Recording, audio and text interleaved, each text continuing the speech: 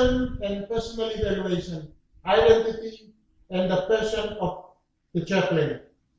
This comes along with today's lecture. So what you need in your journal, for your journal, I want you to read notes 3 on identity and the person of chaplain, a summary of Mark A. Jumpers et al. On Chaplaincy, a comprehensive introduction, page 104 to 117. Take note also of week 5, this week, today, lessons that addresses the same topic. After reviewing the notes and the lesson, you will have to respond appropriately to the following requirements. 1, I want you to evaluate your current identity formation in light of the characteristics of an LP chaplain. 2, identify 2 strengths and 2 growth areas. And 3, propose a practical growth plan. More like what I have on the slides, but that will go into your journal. All right. Now, use the template. You still use the template, but now you modify it into 3 categories using the criteria above. So what you will need to do, you will still have to have journal number 3. Don't use what is there, because that is designed for the readings you have. But this one, I want you to use this category in your journal. All right, that explains the task reading journal. Task number 1, reading journal. Number 3 reflects on the lesson, not on the reading. But you still need to read my notes and reflect on that.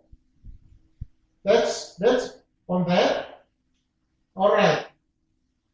I'll have to explain the other one. That is straightforward.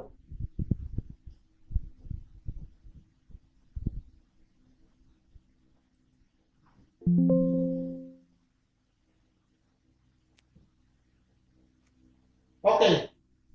If you can see on the screen, this is our assessment number 2.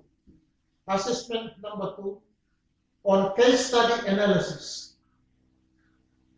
Okay. Let me go through that. Assessment descriptions, you will find on the course description. Students will analyze and provide chaplaincy case study involving ethical, pastoral, and cultural issues.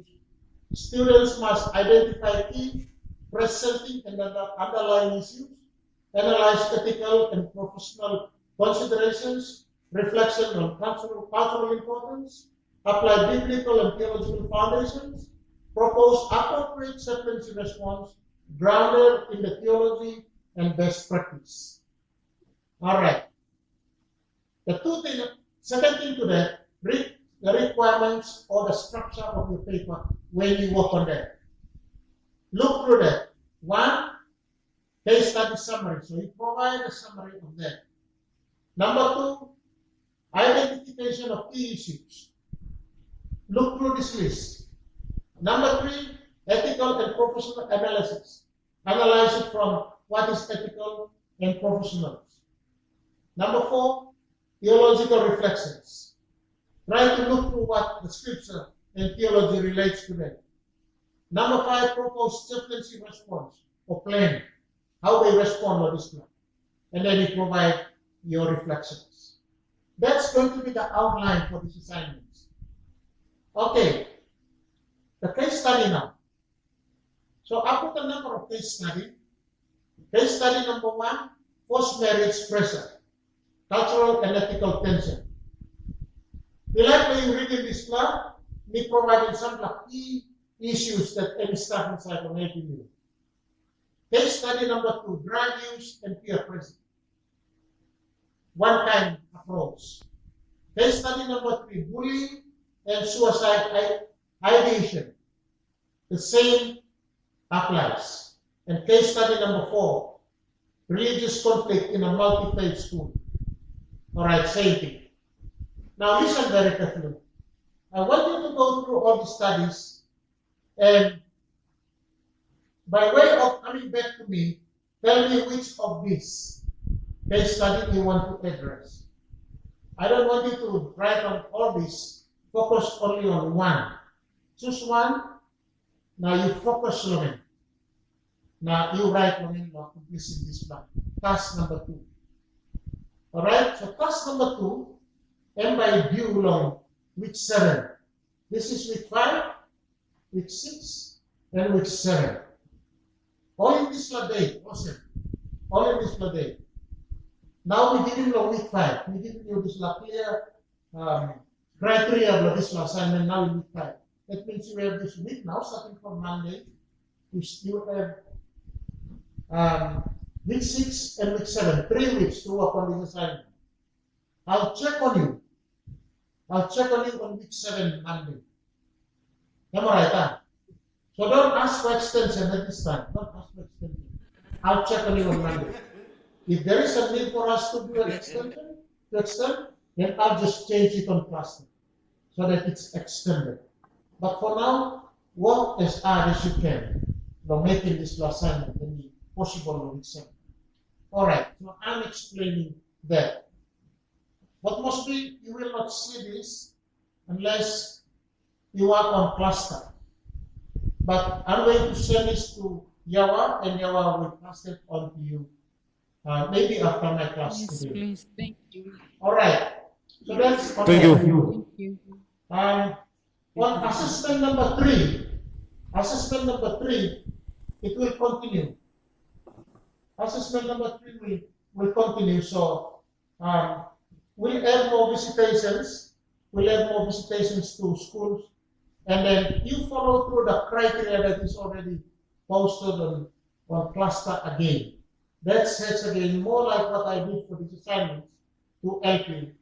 That assignment is due in term 2. So work on task 2 and work on your journal for this time. I think that's all I can say in explaining myself for this assessment. All right. For next week, we have planned to go out to schools again. And I would love to see that what must be you arrange to go out and start your time with whatever schools you plan to visit. I'm so thankful that our chaplain is here with us, and I appreciate his help.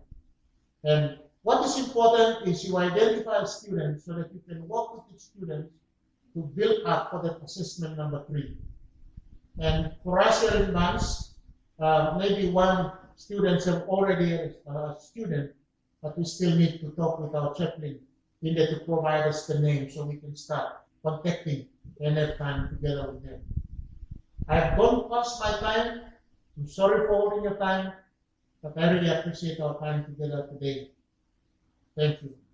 If there's one question anyone wants to ask, I'll give this time and then we can move on. There's one from Bans.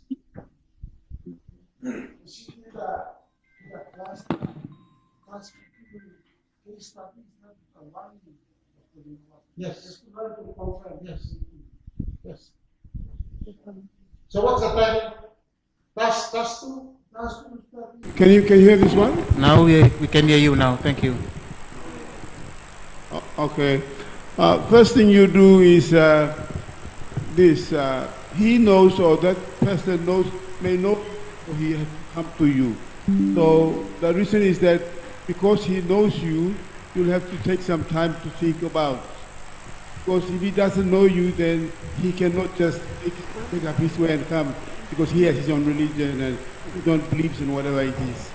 So if he knows you already, so you have to take some time to think how you're going to help him.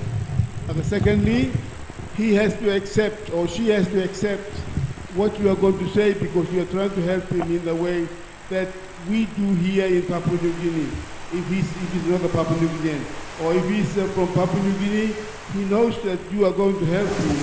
So he has to understand what we're going to say in our business and what we're trying to talk to him. Those are the 2 ways I can think of. And then the third thing I want to say is that he will probably understand what you will say. And God works between you two so that his problem is settled once however he wants it to be. Thank you. That's a very good response. Thank you. Thank you. All right, I'll take one more from Bans and then we move on to our next question. If I belong to another faith and that person belongs to yes another faith, if I want to come across to his problem, I think it much better if we build relationship with a person who is not a Christian and a Christian.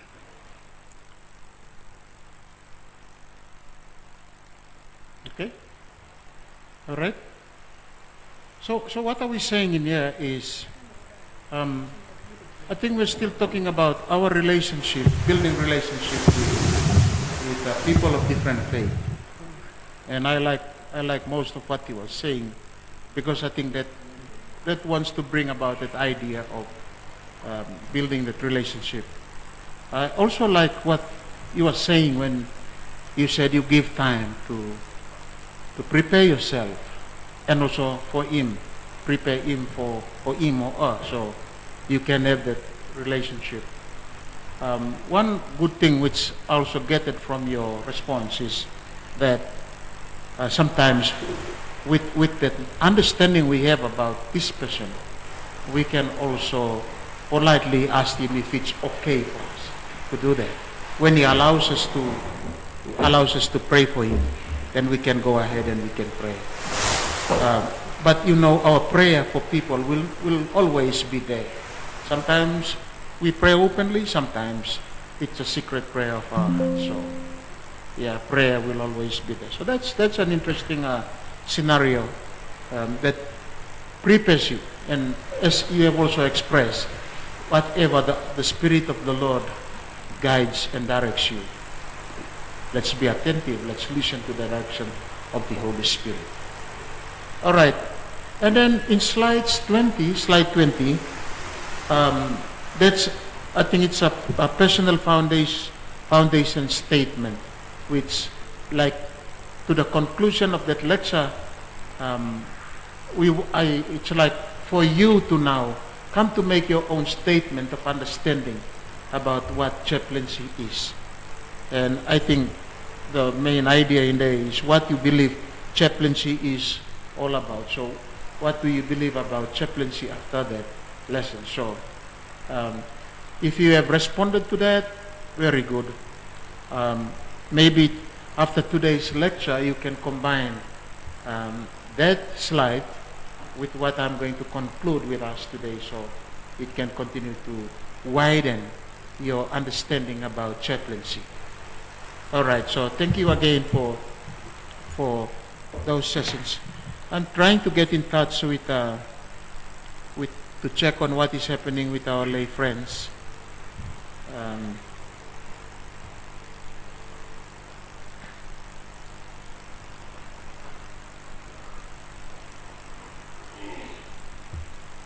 So please allow me to just send a message to Simon.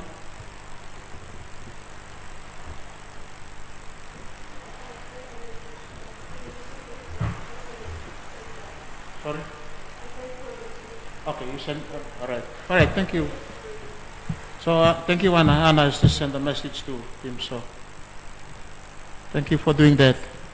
Let me now move on to our today's lecture.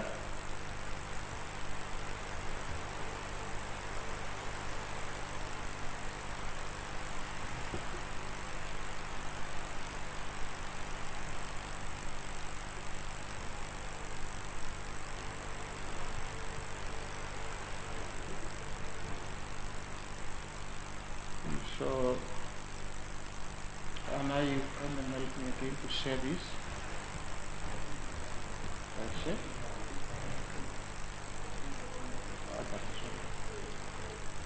Drag it. Oh, what? It's for you, stuff in that. And then,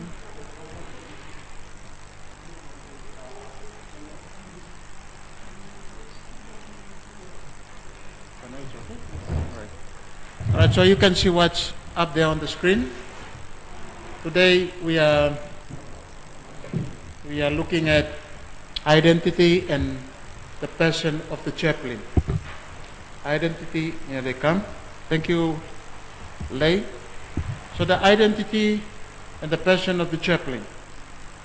So again, the notes is taken from our the source that we are using, Mark A. Jumper, on Chaplaincy, a comprehensive introduction. So there's two things which I have. First, I've come up with these the notes which you can download from your cluster, and that note is for you to read. And I come up with a summary or something to teach. So I have this PowerPoint just to help us go along with this note. So there's two things which I have. Right. Right. Right. So thank you. Chaplain is here with us again. And Time to time, we'll use him to maybe say say something. something in relation to our lecture. Our learning outcome, it's important for you to take note of this as well. What we want or we are expecting from this that is that you can explain why why chaplain Chaplain identity. identity is foundation of effective ministry. That's one of my important reasons. Why not? Identity, the chaplain, and the foundation. It's important for us in effective ministry. Second one is that you can describe key dimensions of chaplain's identity. And you notice in parentheses, we have faith, family, friendship, mentoring, character, ethics, priority, and self. So that's our focus. Maybe there's others that can fall under that. But it's important for you to describe this. Understand and describe these key dimensions. And the third, a learning outcome here is to evaluate your own readiness for chaplaincy. Ready my prayer today. I was praying, I said, we are not too sure whether we'll become chaplains or not. but But only God. Maybe I sing out a new level of chaplain around me. But your readiness is to involve in chaplaincy is very important. So it's okay for us to start going through some self-assessment. To start to assess yourself, look for some areas in your life that you need to improve or to work on so that you get yourself ready for this great ministry. And then the fourth one is to develop professional growth and addressing one area of identity formation. So one area which you will need to identify after this lecture so that you can develop, that it grows in your life. That when the call comes on you to become a chaplain, you are ready to go. Because this course is not just only theory, but it's a practical applications that help you prepare yourself to involve in ministry. So those are very important outcomes which I have for you. Now, when we begin this lecture, I have a question. Who are you when no one is watching? Who are you when no one is watching? I want you to reflect on this question. And I think I'm making reference to the question here. And take some time to write. It takes some time to write down your reflection. So silently reflect on the question below and write down your response. If I lost my title or my position and ministry role today, who would I still be? Right? So I'm giving you a short time to look at that question and very quickly write. Just write on it. If you miss this, you won't have time to come back and think about this question. But write, what is your response? If I lost my title, if I lost my position, if I lost my ministry role today, who would I still be?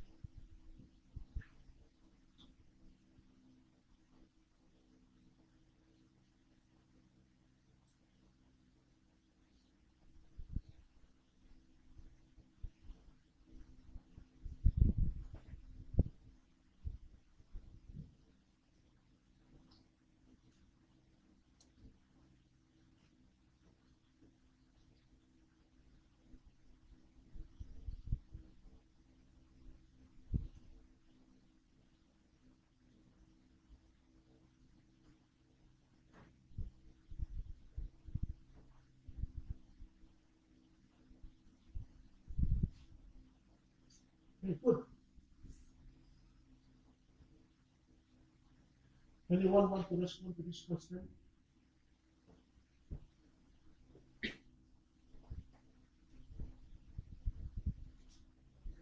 Go ahead.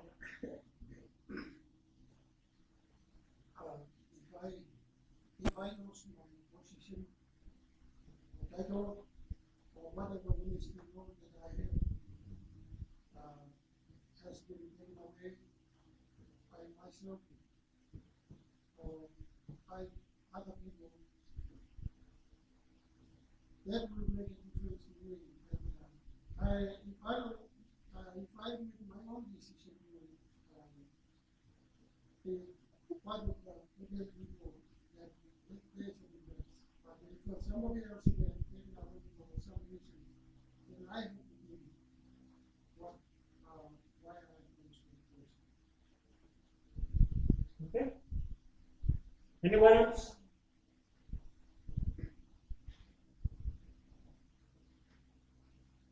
It's hard for you to talk from the chair to come and understand. And please, others, it's Ibanda and Henry Ketatoy talking from once. I want you to talk. I am a servant of God. If no one watches me, the Lord watches me. And if I lost my position, the one who wants to be secret, we're going to be working again. Okay, good. Yes, on the other hand, and, what was it like? Please feel free to talk.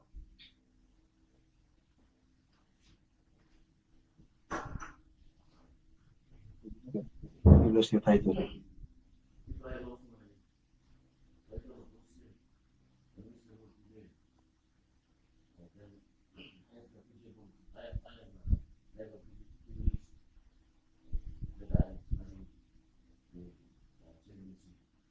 Therefore, I would become a chaplain of my own family. Thank you.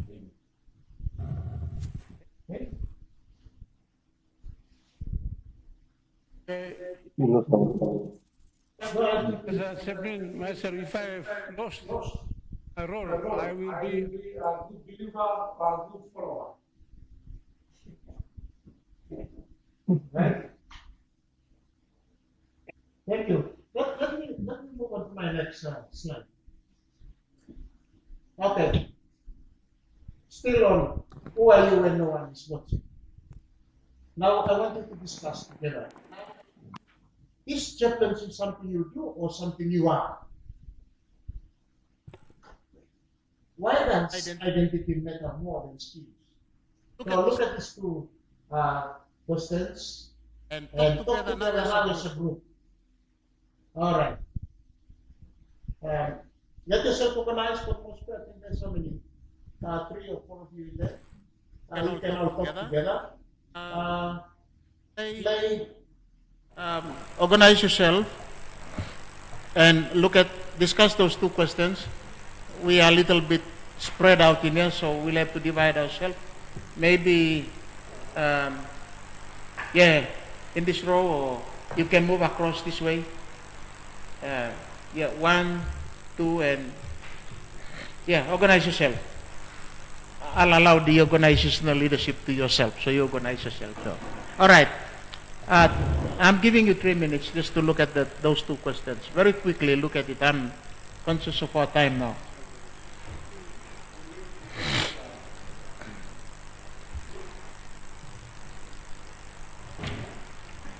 So is chaplaincy something you do or something you are?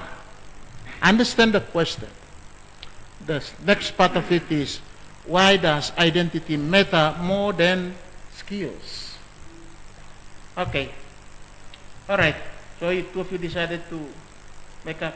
I think you join up with Pastor and Ibanda. Four of you can join. And two of you can talk. Yeah, just to make it. 2 of you can talk. And all right. Let's go ahead. All right. I'm watching my time. As soon as my time is up, I'm going to come back and continue on with our discussion.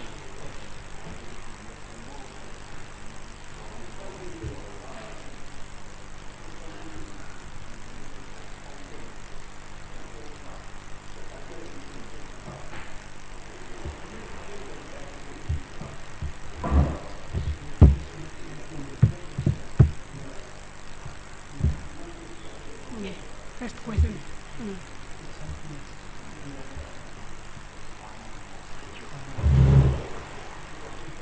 Oh, yeah. When no one is watching.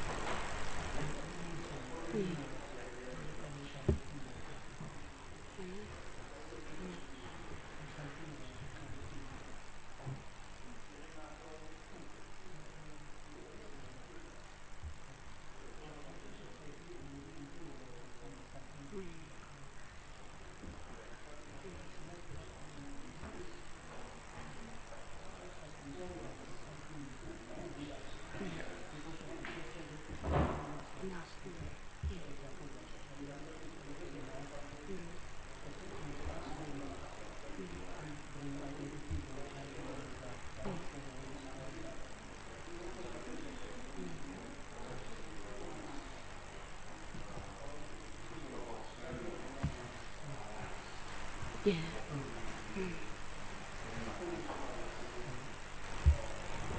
Life living. Our characters of life.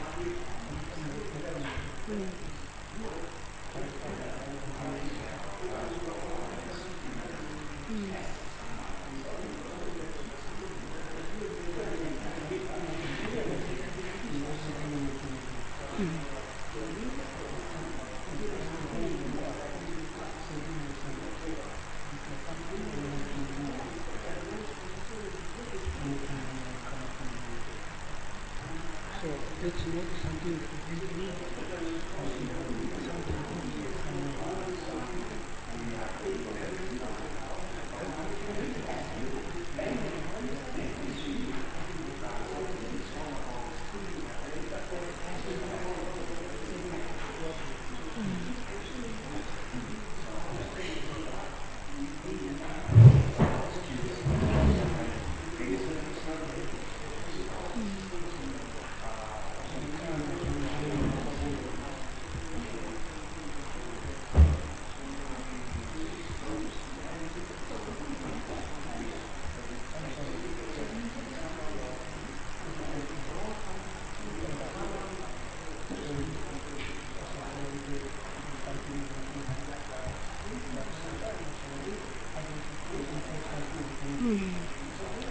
Oga man sa was mem you this laman you start finish so you like item bad.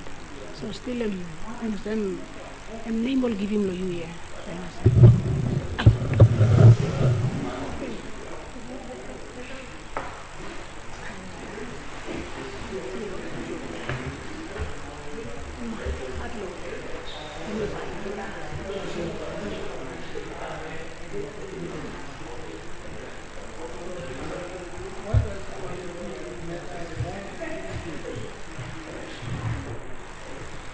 Right, so my 3 minutes is up. Let's get something from what you were discussing. Right, anyone wants to say that chaplaincy is something you do or something you are?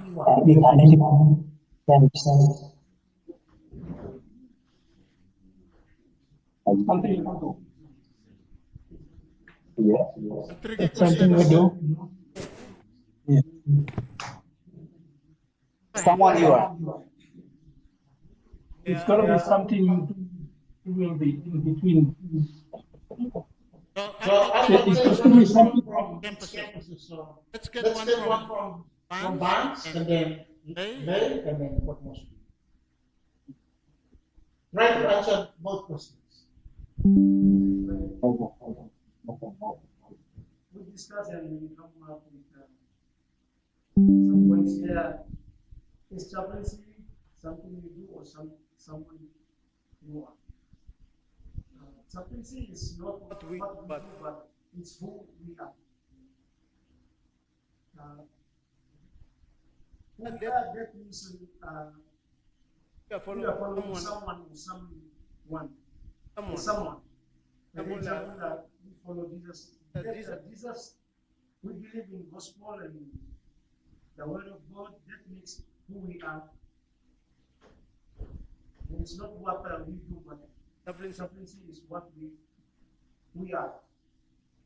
And then it shows a point that our identity is in what we are. So that's our discussion. Good. Okay, Okay, Lane, Lane. just try to summarize your Discussion. Peter is smiling from the back, so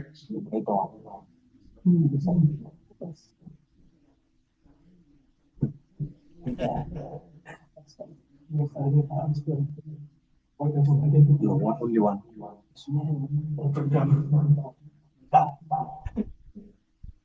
Okay, chaplaincy is something, it's a question concerning we are waiting for you, Lane. as well. If not, I'll cross Yeah, over to yeah, you. very encouraging. Chaplaincy is something that you do as well. You must do something. So, and it also concerns with individual person as well. Okay. I It is can relate it is connected.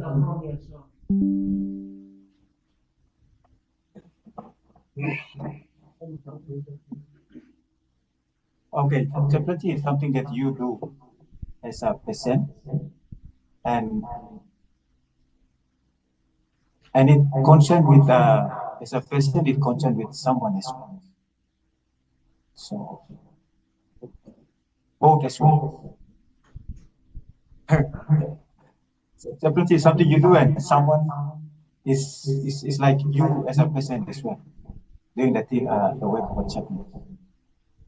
Okay, and the second point is, why does identity matter more than skills? Identity is containing with the character, what will I say, ethics, personal ethics of a chaplain. Then the skills we learn as a chaplain as well. Right. So I think that's about it. Thank you. So you're So you're saying saying that it is something you do as a as a person, person. the And the person Yes. identity. Identity matters. All right, All thank you. right, thank you. Potmosby, you have anything? To contribute? Yes. The two questions, the answers like they relate to each other. So, is chaplaincy something you do? That question is related to the skill of the chaplain. So, the skill is being learned. And it's also the other part, or someone you are, is to do with the identity. That someone you are is like something inbuilt within you. That passion or desire to serve, it's like a calling already within us, or within any believer. A Christian who has that call to serve and have passion for others, it's inbuilt, or a gift of God within. But the skill here is to do with something that you do. You learn the skill of chaplaincy. But who you are is your identity, something that's been within you to serve or have passion to do for others. I hope that makes sense. All right, so we have like our identity, and then we have our skills. And what our friends from Potmosby are saying is that It is something that is inbuilt. We have it within us. And then we develop it by using skills. So our question asks, is chaplaincy something we do or someone we are? I think as you have been wrestling with these questions, it's very important because one complements the other. For me to become a chaplain, I have to be someone. And I think once group identify something very important that like our identity is Christ. We identify ourselves with Christ and we develop ourselves in Christ. But then we need the skills of how we can reach out to others. Right, so take note of these two questions. The teaching point we have in there is in chaplaincy, the person of the chaplain is the primary instrument of ministry. The person of the chaplain is the primary instrument. And as all of you were saying, because of that person, now the identity of Christ lives in that person before the chaplain. So chaplain, man natin, hindi man ni karin itself, image of Jesus inside the life of him. There are 8 things in a chaplaincy, that we need to identify. And I have said it very clear from my learning outcomes. There are 8 things that we can identify in chaplaincy. In the heart of a chaplain is Christ Jesus. So Christ is in the middle of the chaplain. But we begin by dividing up this circle into different parts. We begin by adding what we will call faith. And then we have friends. Sorry, not friends, but family is very important in that. And friends or friendship. Then we come up with a narrative diklah inside from this way of developing the person of the chaplain. And then we have mentors is very important to that. And following that is, I think, I don't know whether character or sorry. Okay. And then we have, it's okay, however it goes. We have self-care. Self-care is very important in that. We have our priorities. And then,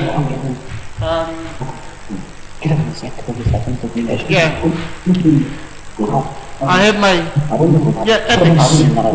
Ethics. All right, so you can see from the slide, of the person of the chaplain, we have these 8 different characters are there. I want to hold it.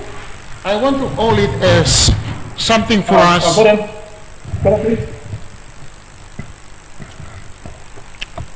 Yes, please. Hello. Yeah, go ahead.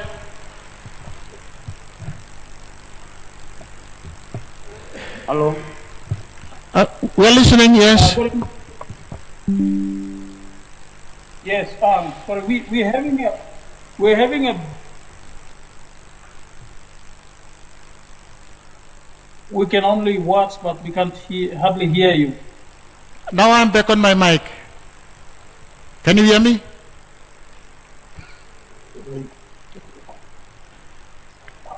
I was distancing myself from the mic. Maybe that's why you were not listening to me. Yeah. What must be? Can you hear me?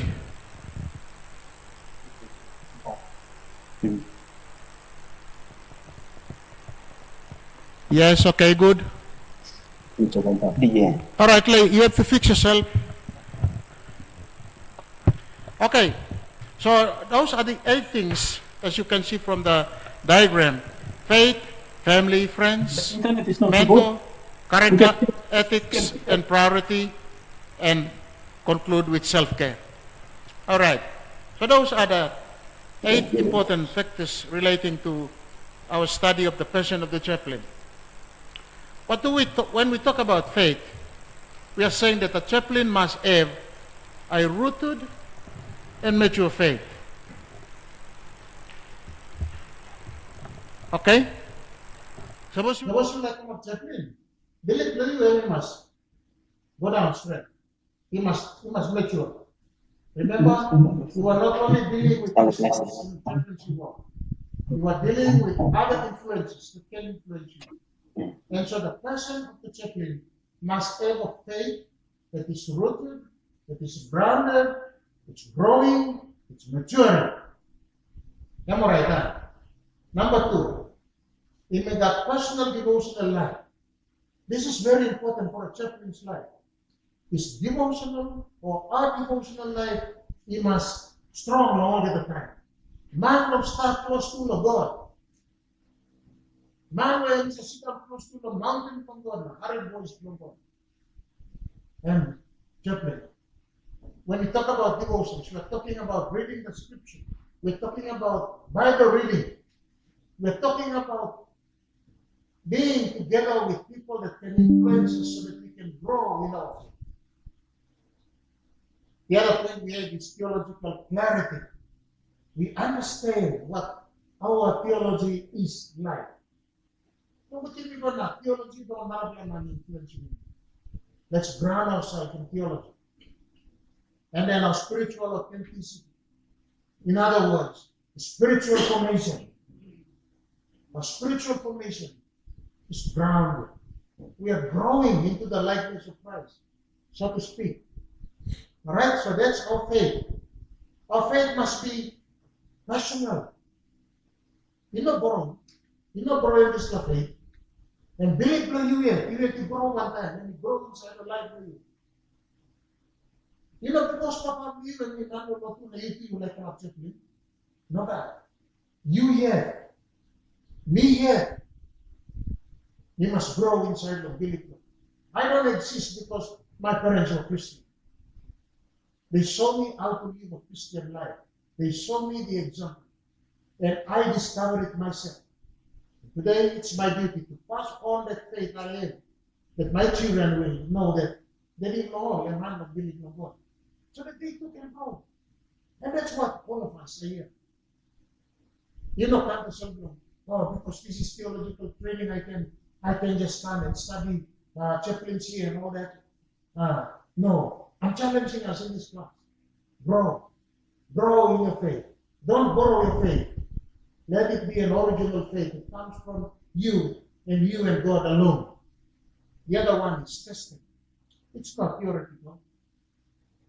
Meaning, when it comes to different tests in life, you can respond. You can respond to anything that questions your faith. And I've talked about a growing faith. Faith that grows. From infant to now an adult. So we are, and we should have a faith that is growing.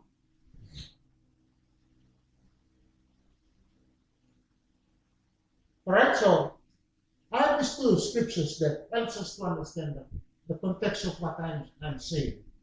First, John chapter 15, verse 5. Uses the word abide in me. Abide in me.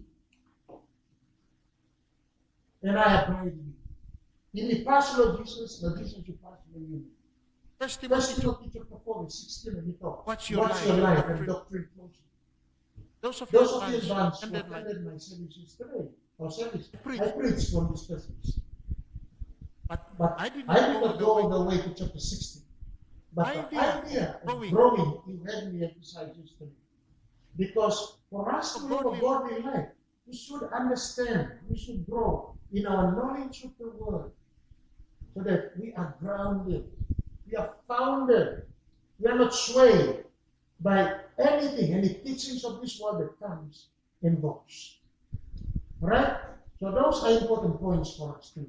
take notice, we look at the first part of an identity of a chaplain. We identify a chaplain by his faith. Now, I've got questions for us. And you can directly respond. I'm not going to give it to group discussions now. But please look at the question and you can respond to that question. What happened when a chaplain ministers strong? An empty spiritual life. Or a hidden spiritual struggle. A hidden spiritual struggle, there is something that is bothering your spiritual life, but you are hiding it. Maybe you are struggling with something of the lust of the flesh.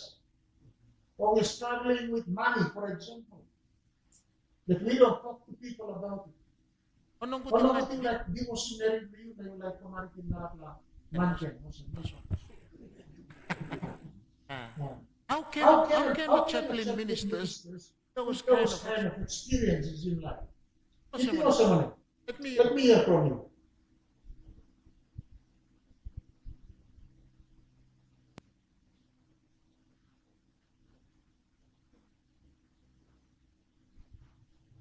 As a chaplain, the way you preach, you boring. Okay. The preaching will become very boring. Okay, good.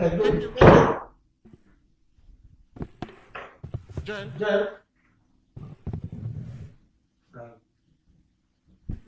As a chaplain, what we do is very important. So it will be determined what we speak or regulate others. It will determine. So whether it will be a spirit of God, will be decline.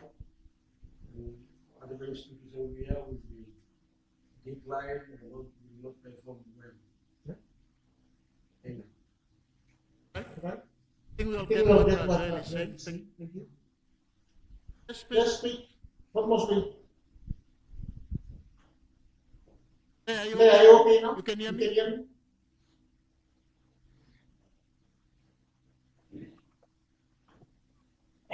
Okay.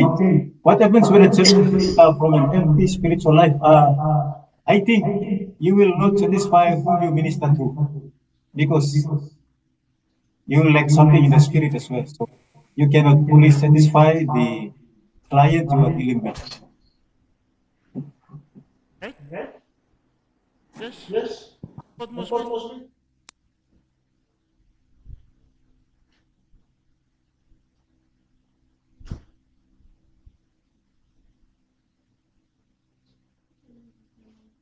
Speaking, we can't hear you. Must be muted. Your phone. Is in the. Can you hear me now? Okay, he's in the group, and then though he has problem within himself, and so how can that be? I feel that his work by God is not probably overlooked carefully, and he may not do a best work as he teaches or look after the group there. As well, he for himself will think that oh, I made a mistake, but how would I fix it up? But then all he has to do is say sorry, and then somehow fix it up to let God listen to him, and God understands him. Then things for him could work well. Other than that, I don't think so. It may work well for him. Thank you. Very good. Anyone else want to say something relating to this question? Yeah, let's give time to our chaplain if he wants to say something. Thank you. Oh, Pastor. All right, you go ahead. What must be? These questions, personal activities and spiritual lives, we must be connected to the source. Without the source, he will be preaching or teaching his whole idea of perspective. But spiritualizing will not be Right? Because in scripture in John chapter 6:53 says, what I preach have life and spirit. What I'm preaching is all the life and spirit. The person who is in a chaplain must be connected with the soul. Without the soul, his preaching is heresy and his own humanity. There won't be any spiritual problem. Because there will be a problem in the spiritual.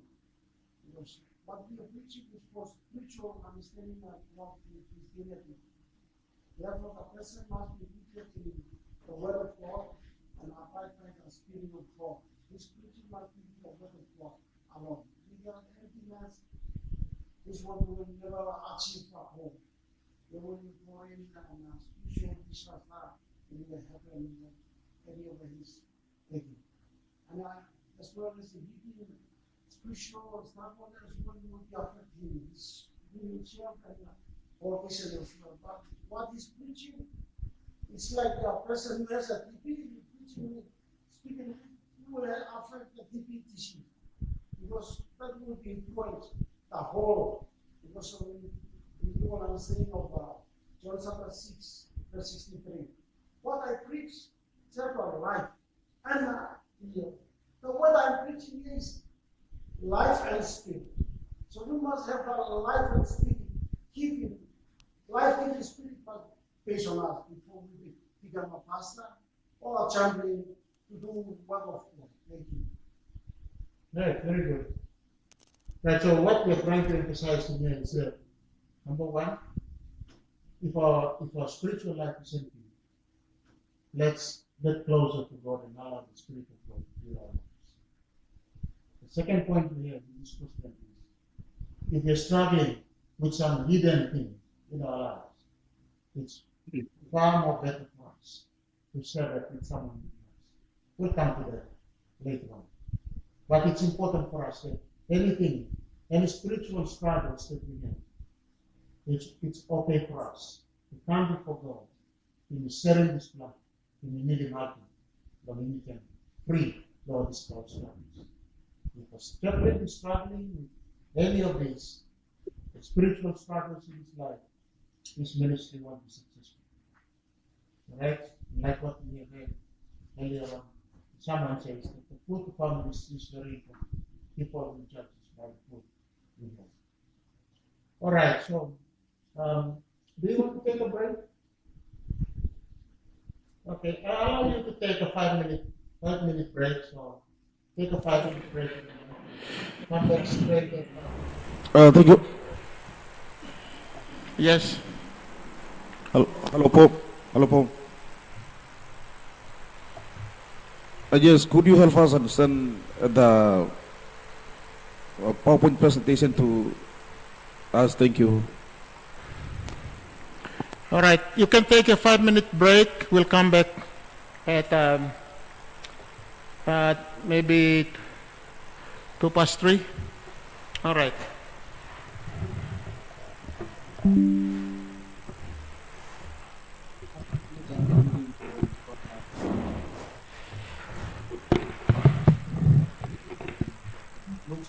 We just talked about the first part of the chaplain's life, which is his faith.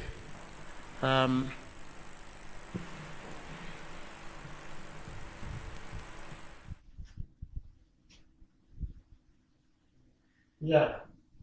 So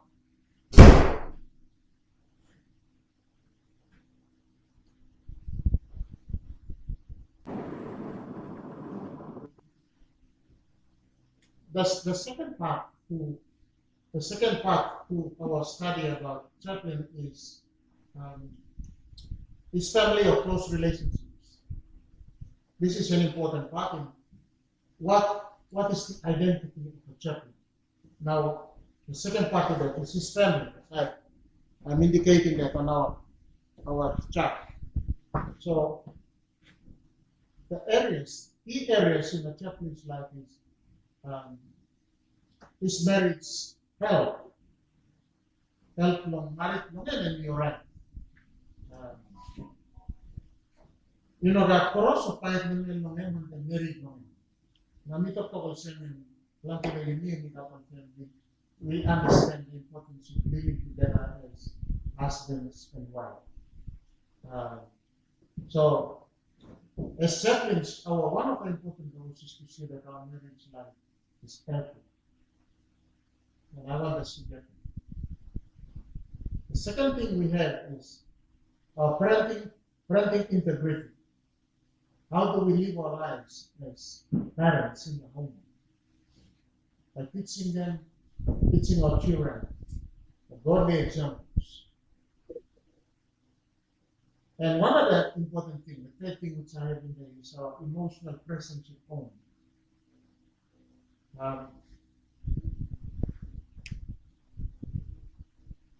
And the fourth one is boundaries between ministry and families. So those four points are highlighted in there. Now, we have some young people in this class who are not married. But one day you're going to be a married man. And you can remember from yesterday, I asked the question that we discussed together in the middle of the service.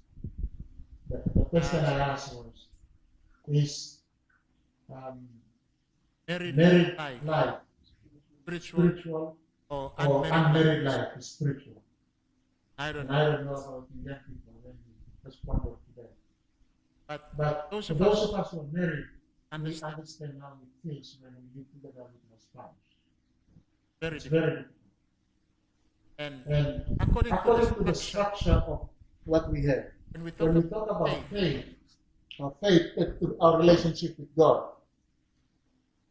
And the second one is our relationship with our parents.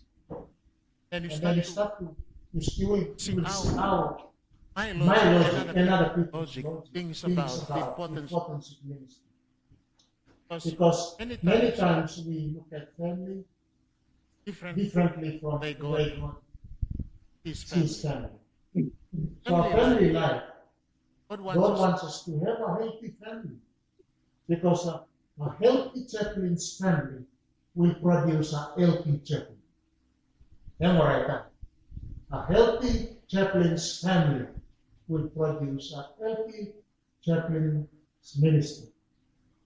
All right, so parenting maybe can affect our children. A healthy chaplain's children will also support the ministry of the chaplain. Now, when we talk about emotional presence at home, chaplains, we know our role, we listen to all kinds of kind query or man by giving. And some of the time, they blow you too by pen. So they offload their whatever to you. And they talk to you in the office. But after your time of moving the office, you go home. And when you go home, my advice to us, as it's been an advice to many people who are dealing with leadership and that, you don't carry your office with you into your homes.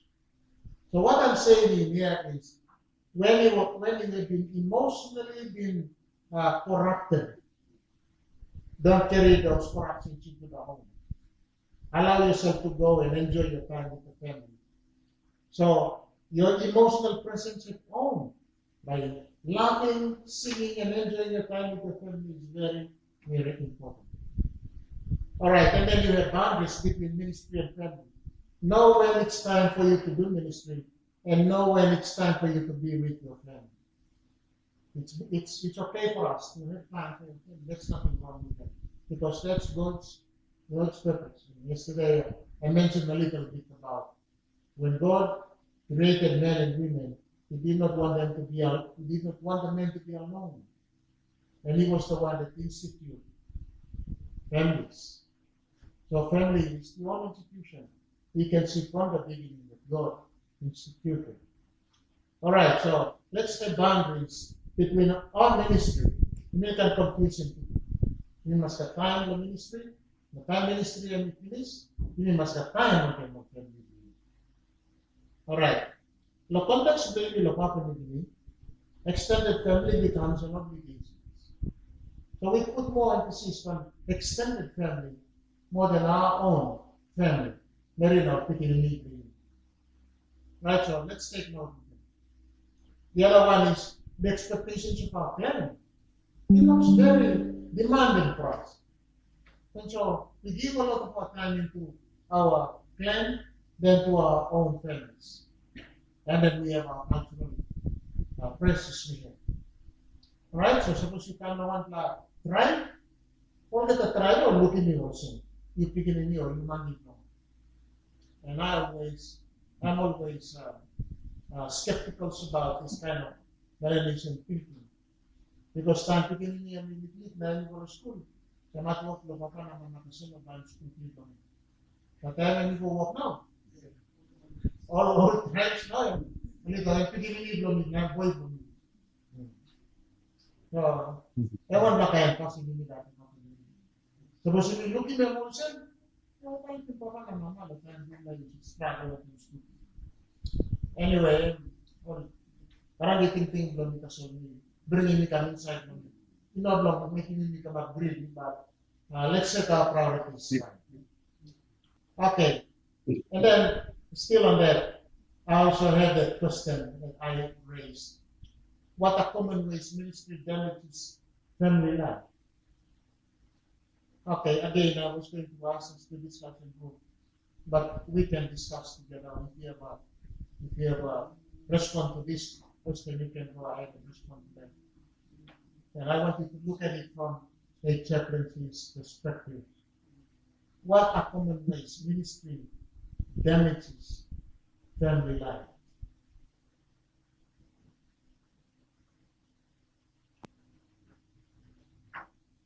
I don't know whether this is a good question or not. So our chaplain says it's a good question. All right. I'll give this time. Nothing our chaplain can help us to talk through, and then if anyone wants to, well, if we have our other chaplain in lay, he wants to say something too, it's open for him to say something. Go ahead. Okay, what are some of the common ways? One of the common ways is that when you put your work first in your ministry, your family. I think it doesn't, sometimes some become a family and ministry, but when you put a ministry first, then sometimes when it comes to money, we use our money for the ministry, and then when the family asks for the same money, but again, the house.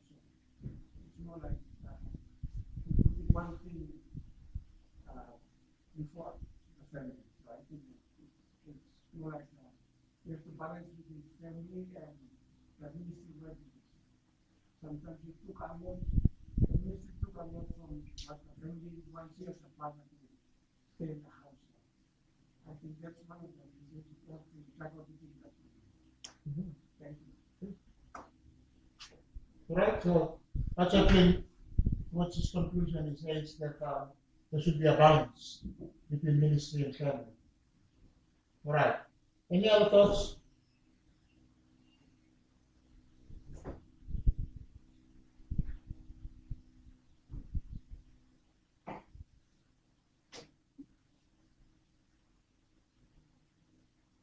Here from Lake, put the family first.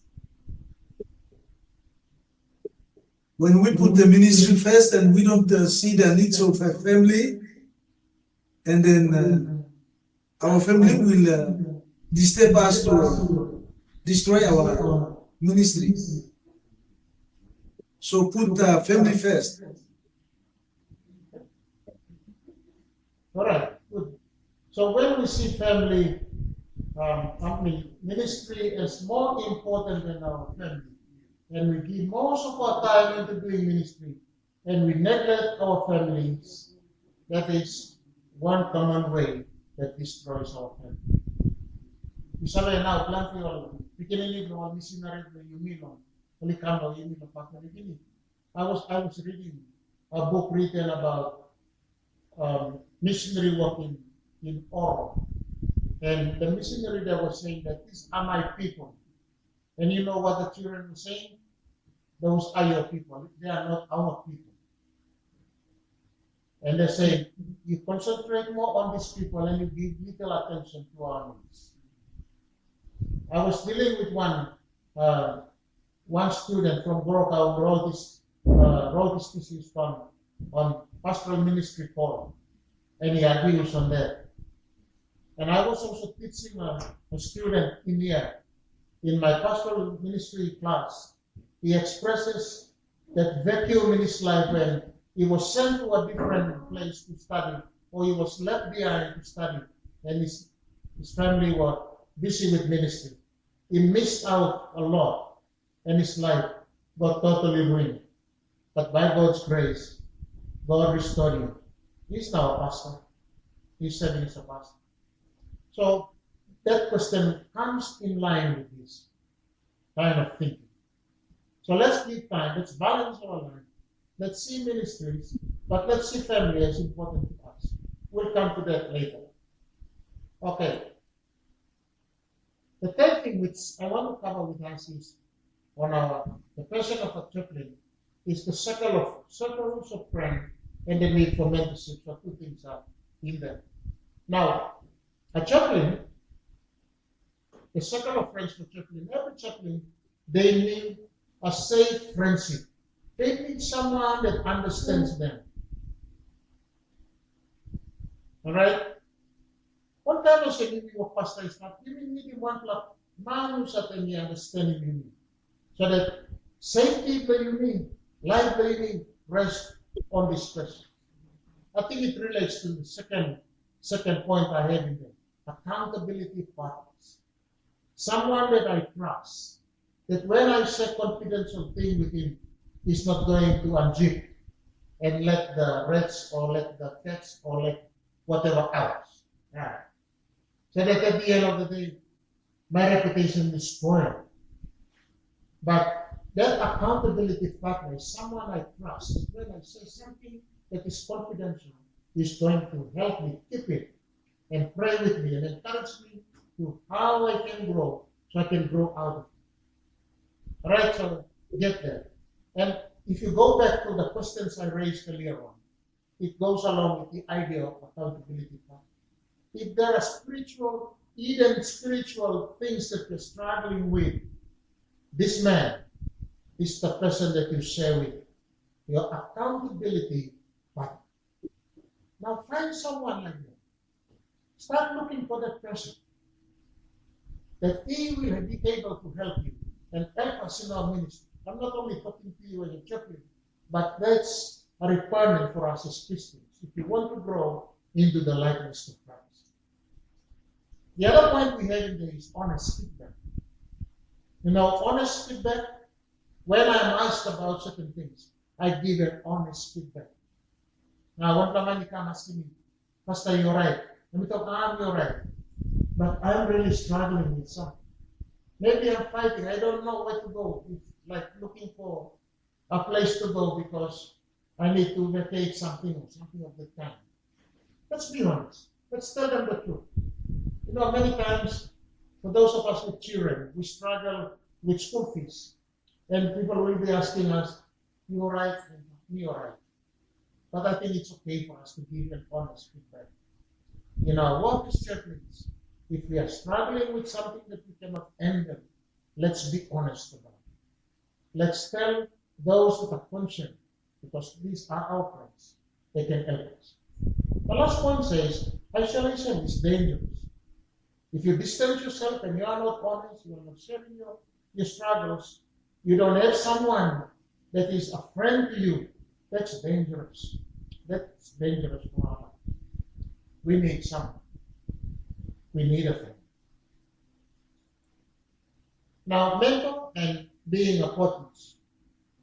We're saying a chaplain must have a mentor. Now, while I'm raising that, for you as students, at this stage you have someone who is your mentor. Like for me, I have my students in this class who are under my cell group that I'm mentoring. So I will have time to talk with the students, and I have time to openly talk to them and express what I feel, what I see, what I think about the person. That's my role as a mentor. And I want us to talk to him openly about that, or talk to her openly about that. So all of you will be experiencing that. But they are not your only mentors. They are not your only mentors. Maybe you have a mentor back in the church with you. You lose him, you come. Those are important people to your life. So a chaplain must have a mentor. If you still don't have a mentor, I encourage you to find someone that will mentor you. The next point relating to that is they must remain teachable. In other words, if you want to live under a mentor, ready to be mentored. Because a mentor, when it comes to you, will be straightforward. Whether you accept it or not, you must be ready for that. So having a teachable spirit is a good virtue of someone who wants to grow. So a chaplain, one of his desires to grow, and then having a mentor to guide him and ready to listen and abide. That moves us to the next point, submit to corrections. So whenever correction comes, we are ready to submit to it. And importantly, you must also be a mentor or mentor to others. And you got that mentor under you, you must invest too or not. Or not that you must look in yourself. You're important. Man inside a life. All right. I wanted to take another short break. But again, that's an important question which I want you to respond to that. Who speaks truth into your life? Reflect on that. Suppose you got one man says, all the time you come straight to you, talk straight to you. Take note of this one. Maybe that's an important person in your life. Come right that. Because he concerns, he cares for you.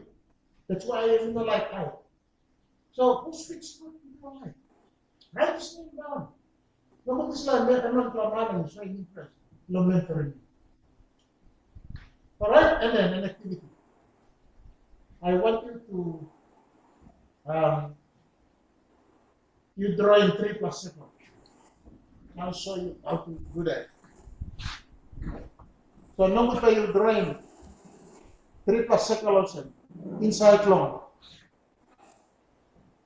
And then this laman number one, like the second circle is what we say about someone who knows you deeply.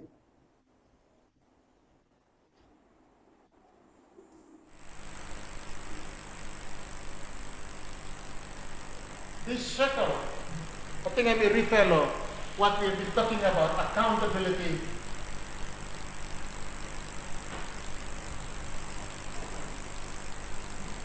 Accountability partner blue, or we use the word circle in there. But it should be accountability partner. And then the final one is someone like a mentor. So what I want you to do is draw that circle.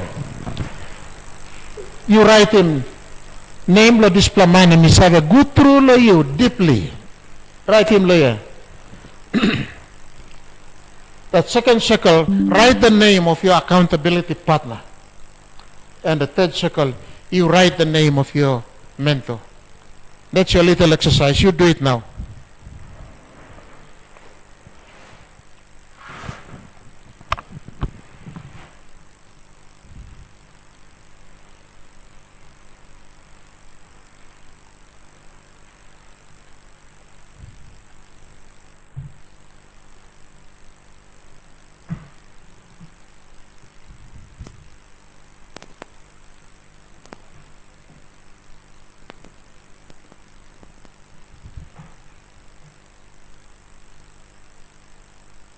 Right? And think about someone that knows you deeply.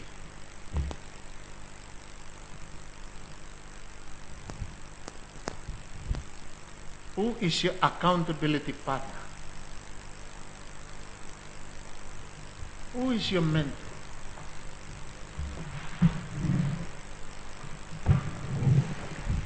Some of you just came into CLTC and you have been given a cell group. You don't really know your mentor, but maybe you have a mentor that you left behind, it's okay for you to recognize him.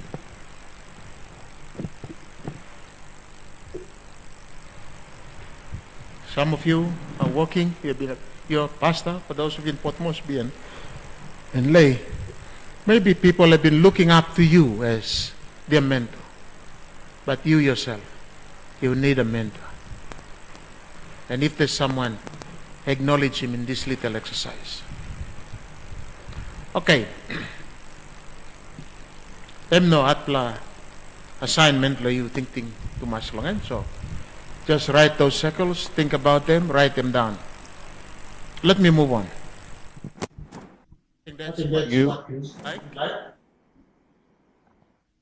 So your support networks and personal circles would be something like this. Inner circle, accountability circle, mental.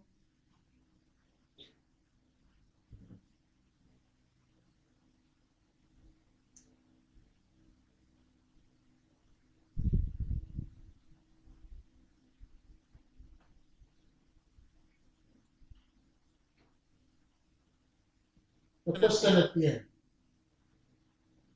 Are the circle empty?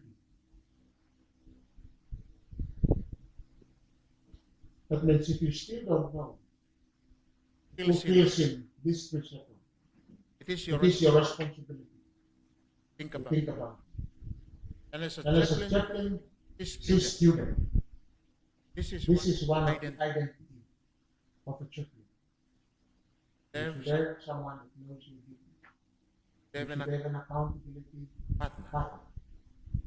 You should have a mentor. Supposed to be writing at one time is coming inside. And now it's not being provided. Memorize that. Thank you. Okay. The third or the fourth thing I have to run through now is your priority and calling. You notice that the priority is here. We've talked about this. Your priority and calling. Now, I try to be short in explaining this. And I explain it by identifying the wrong and the healthy orders. So the wrong order is we begin with ministry, and then people become very important to us, then our family, and then God and ourselves. So you see where family is placed. You see where God is placed. Many people can get busy with ministry.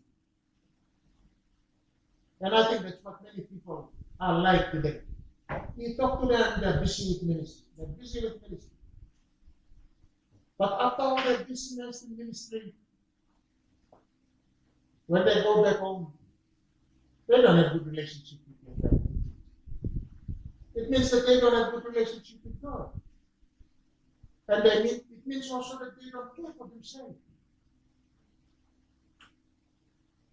But an empty order places God in front of everything. That's his priority. That's where his faith is built. And when God's godliness, if I can use it, someone lives in godliness, it develops character. And when character is developed, it's a good character and it displayed inside my family life. And then ministry and others. So you see, the healthy order of chaplaincy should fall under this kind of understanding. God will always be God. That's his place in our life. And then our character formations. Our character formations is very important for our lives. It builds us to have good relationship with our family, our ministry, and then with others.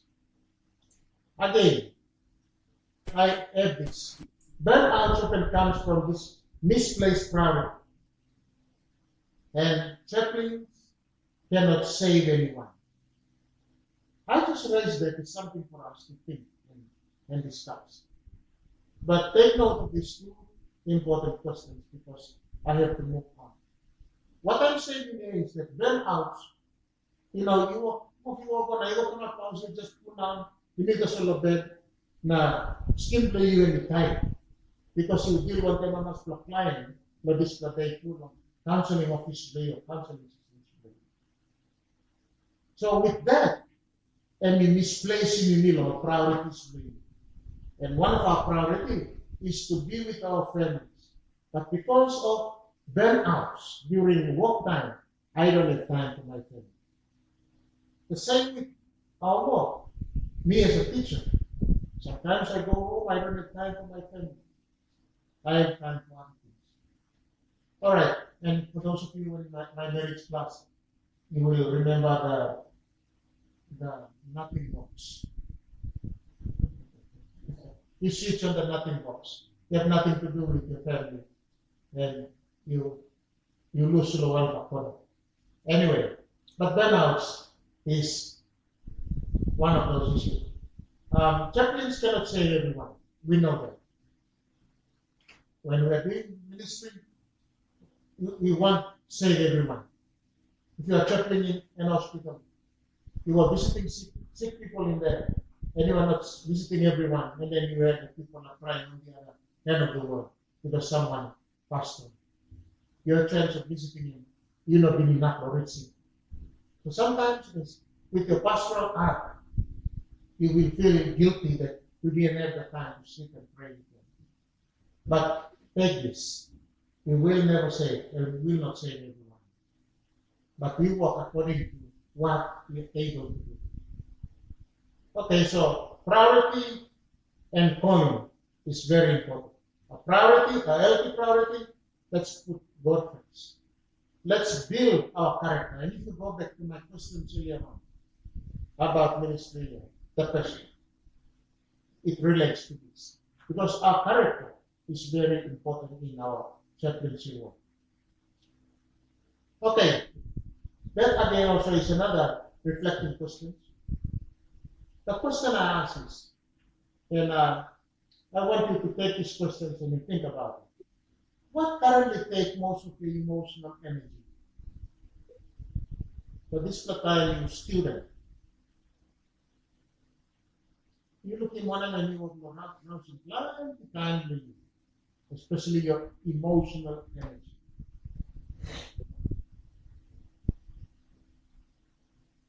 All right, so I want you to reflect on this question. Go back and think about this. Let me jump into the next. Character, moral, and ethics. Now, character is, and I want to provide very short definitions just to explain it. Character is who you are when you are under pressure. Time you will explore you want to go straight the time you play soccer and feel here. Now one player come back side you and he can balance them left me. Now character now and he can when you are under the pressure. How are you going to respond to that? Some of the time, no, Pastor is a training. Passing ball through inside our future. And then I encourage you to go out there and start playing to test your character. Allow someone to hit you very hard so that you can test your character. All right, so who you are when you are under pressure. Even people are out school, Mama, I'm talking to you, walking this now. You know, mother's man, they want a lot. All the time, I was school, they are asking me, what you plan something. I look into that plan here. Anyway, mothers, they have their own way of doing things. They can do a lot of things at one time. But when you ask me to do a lot of things at the same time, that's when frustration comes in. All right. But when it comes in, it tests my character. So, who am I when I'm under pressure? All right. I should be loving if that's what my character is wanting me. I should be helping. I should be caring. All these different things that comes along. The other point I have is who are you or who you are when you are tempted. Chaplains, listen to this. You will be working with students in schools. Some along for chaplain or piliin man ito po piliin mo. Nah, some along this law piliin ni Mary sa mga school. Lagi siya punta ng yan. Memorize If you are in Islam, I am from a story of Islam. So your character falls in when you come to understand, when you come across such situation. Character comes in. Kami natutok Lord Mantis. And very true. When we are tempted, when you are paid in the school of money, and you don't have any money at all, that's when temptation comes in. All right, these are only examples I'm giving, and there's a lot. So character comes in when you are under pressure, when you are tempted.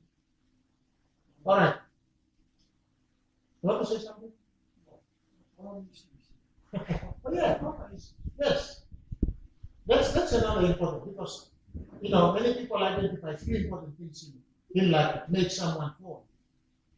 So when we have a lot of powers, we become violent, we misuse our powers. Okay, and ethics, ethical areas in chaplaincy. One, we talked about this already. I'm reminding us again, and it will continue on to come on. Confidentiality. All right, you know what it means. Pag totoo naman something to you, you know kung okay kami improve. O bakit kami improve? Wala mayroon natin kasunod. Control. Self-control. Dual relationships. Ethics, blaming, and mercy. If you rely on God blaming, if you rely on Him, if you rely on usatin isa mo.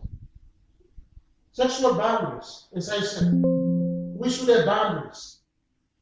If that ako yung golongan, if that something we can touch him, there is something that we cannot touch.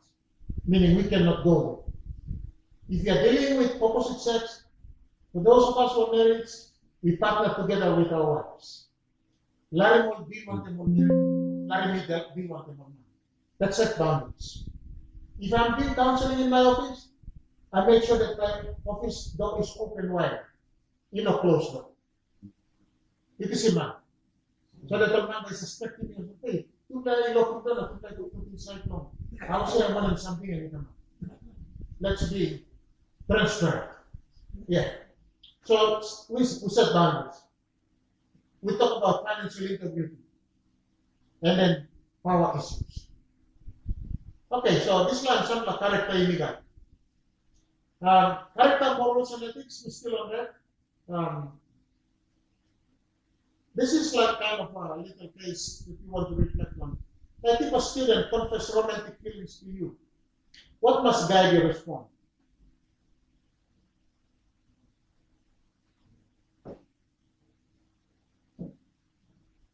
So si Chaplain, one lang. Anytime I give him some like yung story lo yun. Tinting blangan niya also. Romantic. We got this la tinting long. This la, yang plamano, yang plamero. You will always come across. Or if it is, you go extreme, how will you respond to that? The pastor would like to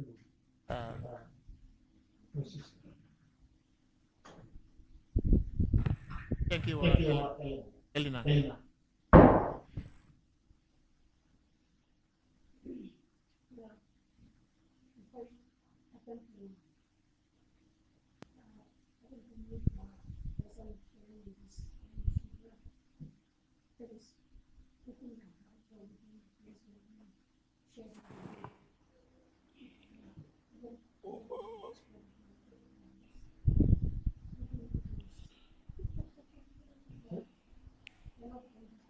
Hello, we can't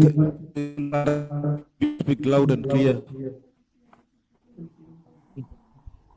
Can you hear Elena? We can't understand her, so tell her to speak up. Thank you.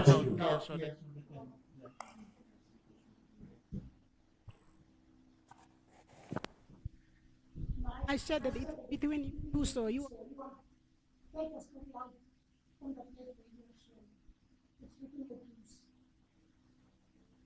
Right? So you're going to be confidential. You keep it confidential. That's between the two of you. All right?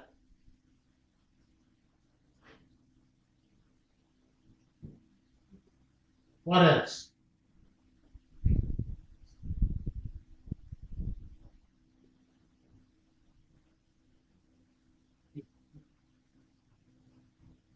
encouraging you or her to keep this move. Okay? So you move in to do some encouragement. You use the word to keep distance. What do you mean? Distance from who? From the one that he or she put eye on it. And she admire him or her. So she can stay away from him. Okay. Thinking what she did like that. Okay, so that's your advice as you counsel or you counsel.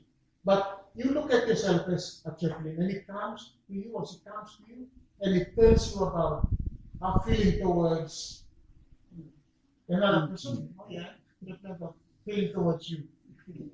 All right, but let's take it a little bit down. Like, let me talk to you long. How to play one thing. Naraplaman to play work long, or Naraplameri to play work long.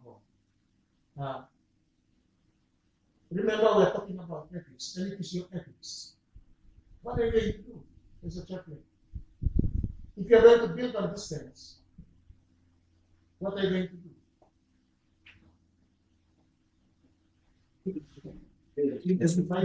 Get the background thoughts. Is that what you're going to do? No. You need to pray. Okay. You need to commit this to God's hand, and it is God that will decide the relationship. You have to talk about this. You must pray for the second one. Okay. From Mosby. Yes, go ahead, please. Thank you. From Mosby. Thank you. That's the biblical principle we should have to apply it in our romantic feelings that we have to each other. And then we try to think back to our marination context. It's very different too. So we should have to minimize both of them, and we can apply it. Thank you. Right, so you will be guided by your cultural, Melanesian culture, like what you said. So what is appropriate culturally? Thank you for that. I think that's good. Well, it's a very important question. I must warn, since this question is not relating to that student, it's relating to you as a chaplain. What must you do as a chaplain? I'll tell you one story.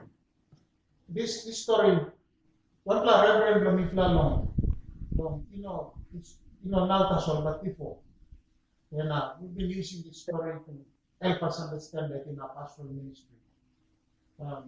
Someone came and a nurse from a particular nursing school came and talked to the minister about her relationship with someone who was a teacher in that area. And the pastor moved closer to her and said, "You tell me more about it so that I can understand it." So he moves closer and then he continues on to ask questions that are not ethical. Kind of saying,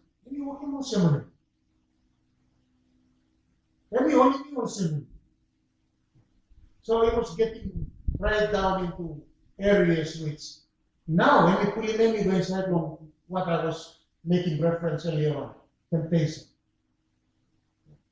So we are guided by our ethics of how we provide counseling. Am I right? And sometimes we don't sit close to one another.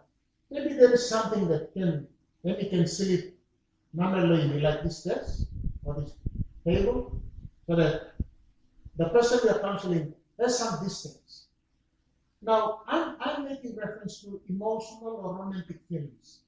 But some people will be angry people who comes to you to talk about something.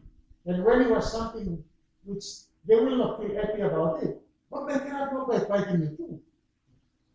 Am I right? So different people with different behaviors will come to you.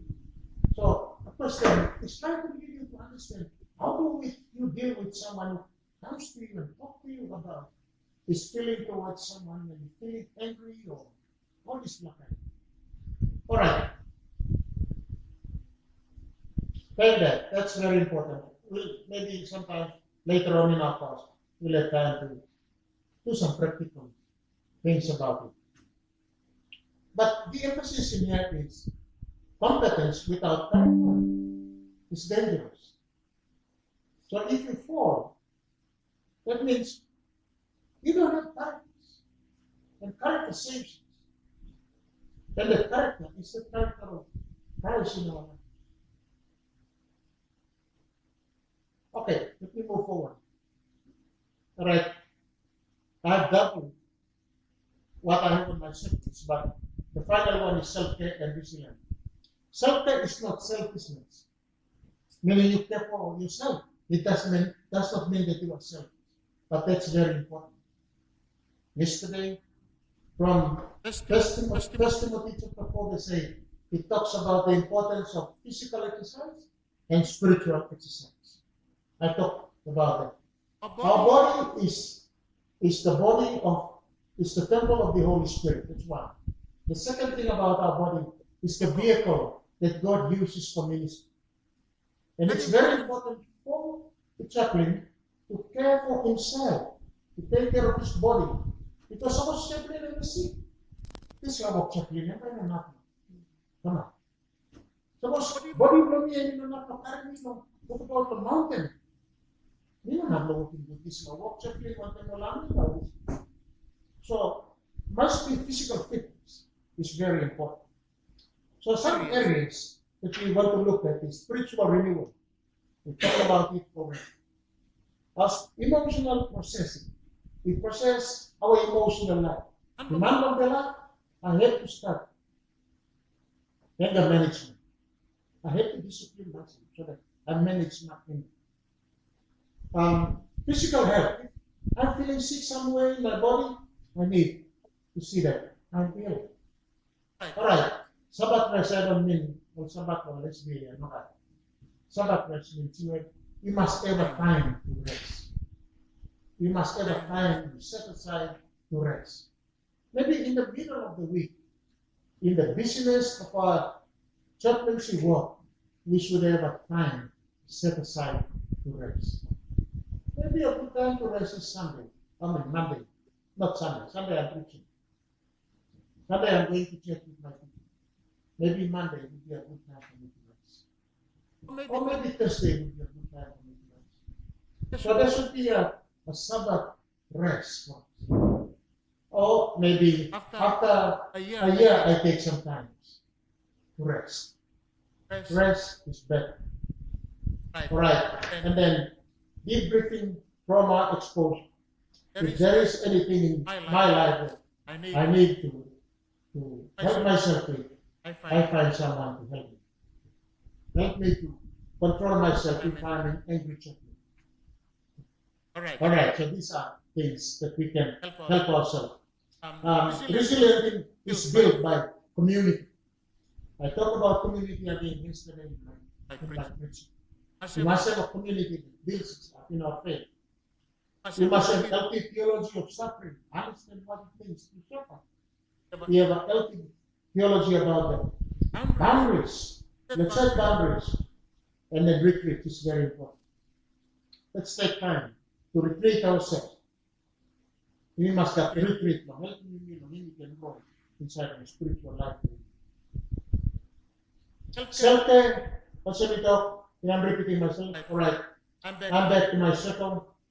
So faith, family, friends, mental, character, ethics, priority, self-care makes the person of the chaplain.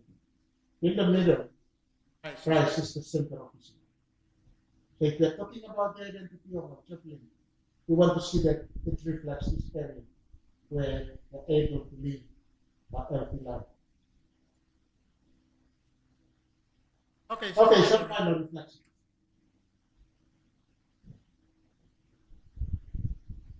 After looking through this, study today. What You are able to identify identify your your strongest area. So you strong one area inside your life where you sometimes you look at this for a second. If I can go. What about your faith? Is your faith the strongest? How about your family life? Reflect on how you relate to your family. Do you have your inner circles of friends that understand you deeply? That you can rely on? That you build that accountability? What about the mentor? Is he strong? You have a strong mentor that's just for you, that builds you, that saves you, that is always with you, that takes roots into your life. How do you see your character?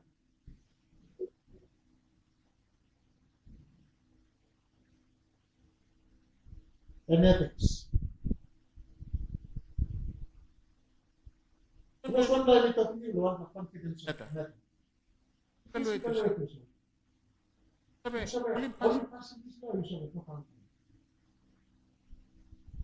This is something you want. This is very challenging. Let me just spend a little bit more time about this. I'll give you two examples. During my time when I was studying at UOG, there was a big fight in the market. Big fight. This time only fight. Anti-man only died. Now only kill him. You see what they want the man. And then Lord money. And someone said me pastor. After sometimes when we come from in the middle of the night. Talk out the story to me, this now something will come. Anything that on the table, not the table, no. Broka market. And while it was there, people rushed into the market. And you know those market people, they have umbrellas. But they plant soft iron into the ground so they can hook their umbrellas on. So you pull out that soft iron. And as this person was coming, destroying people's market, and because in this iron, punching this iron, it killed that person instantly.